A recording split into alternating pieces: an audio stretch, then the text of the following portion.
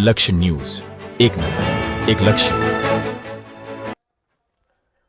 મહેસાણા જિલ્લામાં મેડિકલ સંસ્થાઓને clinical establish એક્ટમાં રજિસ્ટ્રેશનમાં રસ નથી. નાના દવાખાનાથી લઈને મલ્ટી સ્પેશિયાલિસ્ટ મોટી હોસ્પિટલ સુધી ક્લિનિકલ એસ્ટાબ્લિશ એક્ટનો કાયદો લાગુ કરવામાં આવ્યો છે.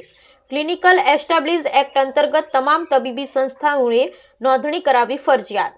મહેસાણા જિલ્લામાં તમામ તબીબી સંસ્થાઓએ ક્લિનિકલ એસ્ટાબ્લિશ એક્ટ હેઠળ નોંધણી કરાવવી ફરજિયાત. તારીખ 22મી માર્ચ 2025 સુધીમાં નોંધણી નહીં કરાવનાર સંસ્થાઓને 5 લાખ કે તેથી વધુનો દંડ અને સજાની જોગવાઈ કરવામાં આવી છે.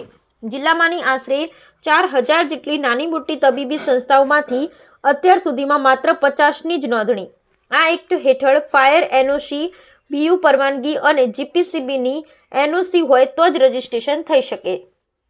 હવે આ જે ક્લિનિકલ એસ્ટાબ્લિશમેન્ટ એક્ટ છે એ સરકારશ્રી દ્વારા 2021માં એની અમલવારી કરવા માટે કહેવામાં આવ્યું હતું અને હવે હાઈકોર્ટે એના પર ચુકાદો આપ્યો છે કે એની ચુસ્ત અમલવારી કમ્પલસરી બધાએ કરવાની છે.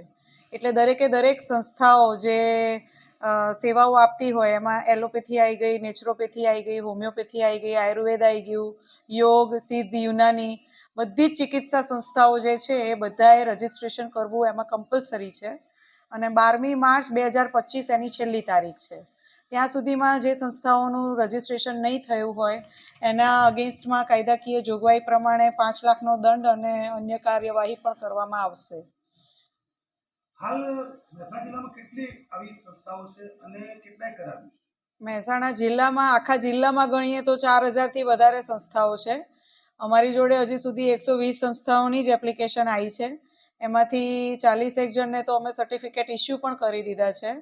અને બધાની જાણ સારું મારે એક મેસેજ પણ આપવો છે કે જે સંસ્થાઓને અમે પ્રોવિઝનલ સર્ટિફિકેટ ઇસ્યુ કર્યા હશે એ સંસ્થાઓમાં પણ ડિસ્ટ્રિક્ટ રજિસ્ટ્રિંગ ઓથોરિટીની જે ટીમ બનાવી હશે એ ટીમ દ્વારા પ્રોવિઝનલ સર્ટિફિકેટ મેળવ્યા બાદ પણ આકસ્મિક ગમે ત્યારે ચકાસણી થશે અને એ પ્રમાણે જો એ અનુરૂપ એને આવશે, વિસંગતતા કોઈ નહીં જણાય તો જ એને એપ્રુવલ મળશે.